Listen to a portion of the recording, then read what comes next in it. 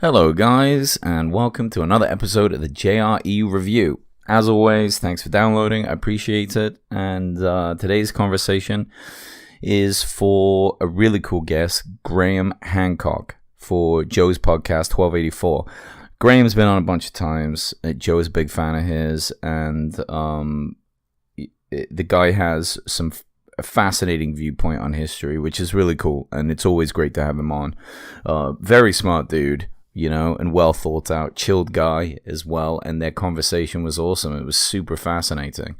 I can't wait to hear what you guys thought about it. I really enjoyed it, and it's one that you learn a lot from, and it asks questions, right? He's not really like a conspiracy theory guy in that sense, but he has a very different thought process to like what history was and how we look at it. So anyway, let's get going.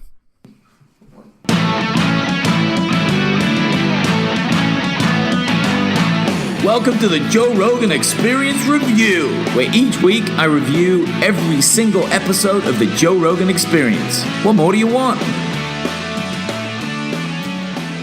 So yeah, Graham has a new book out. That's why he's on the podcast talking to Joe. And he did the book in the past, Fingerprints of the Gods, I believe.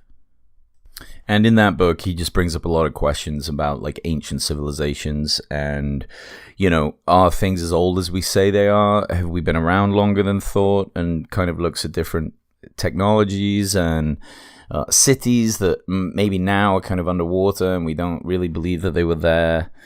So he looks at a lot of interesting things and asks a lot of cool questions. I think he's an important dude for the study that he's into, I believe, because he's kind of pushing the envelope and going in different directions and not just picking like the most obscure. It's not like an ancient aliens guy, though I guess there's kind of similarities, and I think he has showed up on that show a few times, I'm not sure.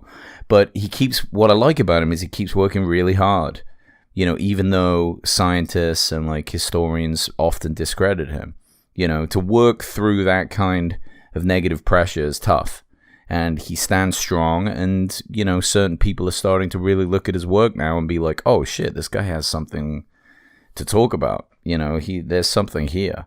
And I think working through that negative pressure too is another thing that Joe really likes about him, because Joe preaches that, you know, haters gonna hate, don't listen, believe in yourself. That's a lot of the message of Rogan's podcast, and you know, this guy has to push like that.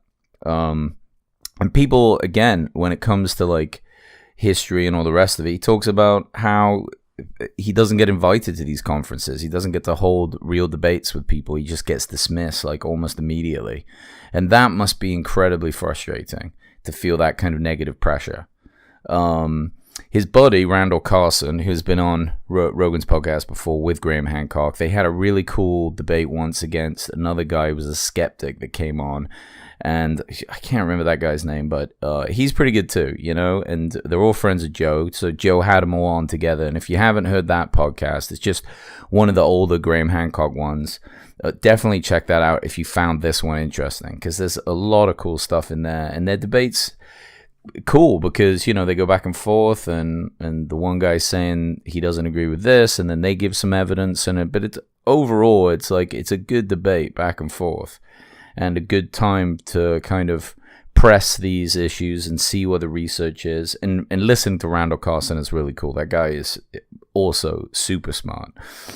I like the idea that when Graham talks about how ancient civilizations were wiped out, ones that we didn't know about in the past.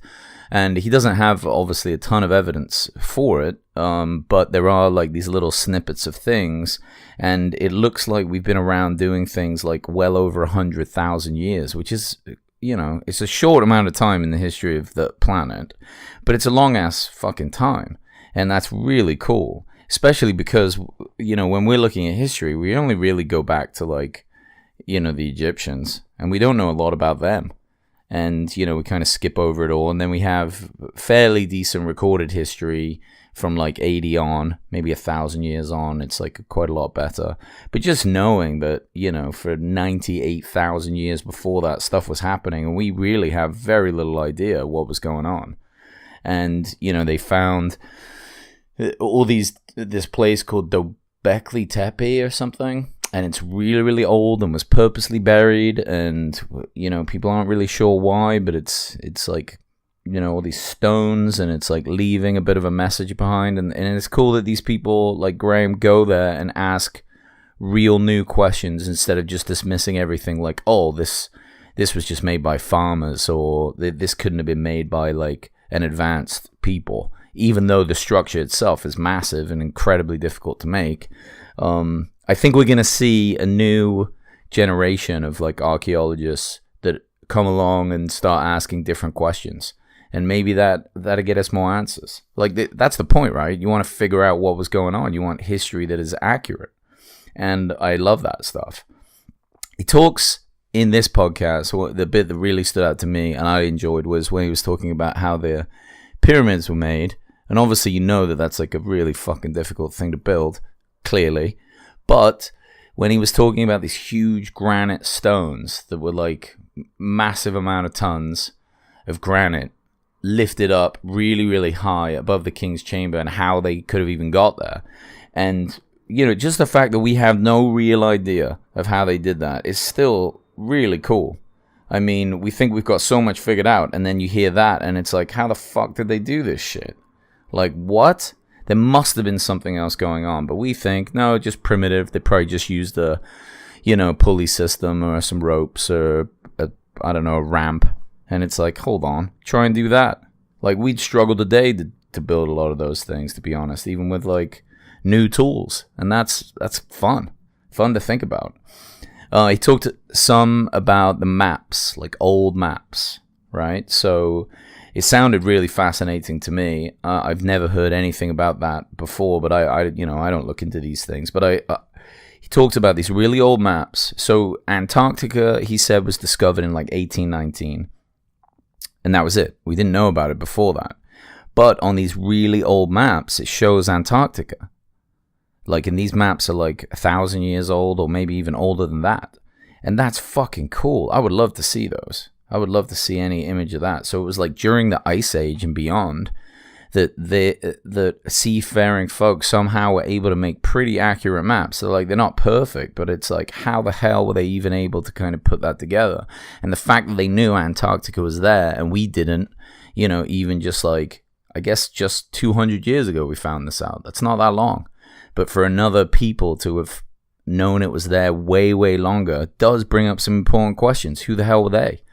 How did they figure it out? How advanced was their shit? And it's, again, I just think it's awesome that someone is out there like really asking those questions instead of just being like, oh, you know, that map was a guess, you know, or whatever the hell historians say about these maps, you know, at the moment. And mainstream historians, you know, dismissing these things from what Graham's saying. And then another thing that he got into was like different human species. So, and Joe talks about this quite a bit. So people have come on and they've talked about how we interbred with the Neanderthals, right? So I guess they were the same species as us, because you can't breed with a different species, right? So it was the same species, but were there actually different ones that weren't related to us that we couldn't breed with? And Graham was talking about how they found a finger of somebody, like a bone, but it was a different species, actually like a totally different human.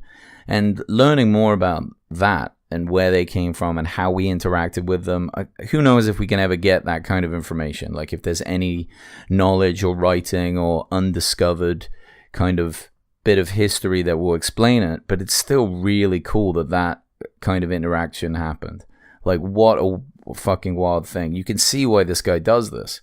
I mean, even though he has to kind of work through all that negativity, he's just so passionate about it and so into it. I really enjoyed their conversation, and I would be super interested to read his book and see what it is. Just even if, you know, he even says it, I might be wrong.